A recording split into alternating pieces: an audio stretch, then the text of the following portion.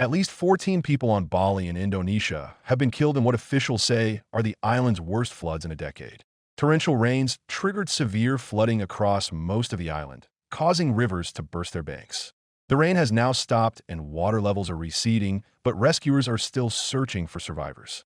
2 people are missing in Denpasar, where 8 of the deaths occurred. Since Tuesday, hundreds of residents have been evacuated as their homes were submerged.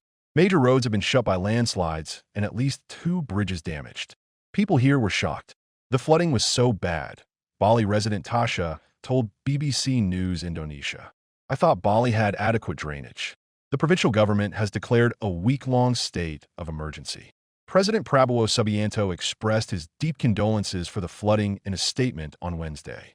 The president had instructed all relevant agencies to act swiftly and emphasized the need for targeted aid, his cabinet secretary said. Nyoman Siddikaria, the head of Bali's search and rescue agency, told local news agency Inthara rescue teams were having difficulty accessing the flooded areas. "Floods are everywhere. Even trucks can barely pass through," he said. 2 people died from electrocution and were swept away by the current in the southwest of Bali in Jembrana Regency, authorities said. 8 other victims were found dead in Denpasar, Bali's capital, and 3 were found in Gianyar. In Badung County, 1 person died.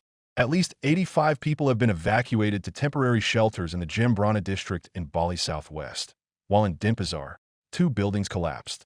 Bali isn't the only island in Indonesia that's been affected by the flash floods and heavy rainfall. At least 3 people died, 2 were injured and 4 were missing in neighboring East Nusa Tenggara province, the disaster agency reported on Tuesday.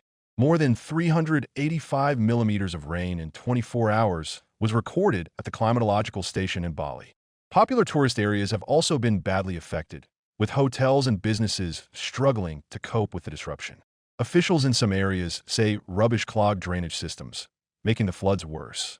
The island has long struggled with waste management problems and poor infrastructure. Bali remains under a severe weather warning, though rains are expected to be less intense over the island from Thursday. Landslides and flash floods are not uncommon across the Indonesian archipelago, especially during the rainy season, and climate change has made the situation worse, officials say.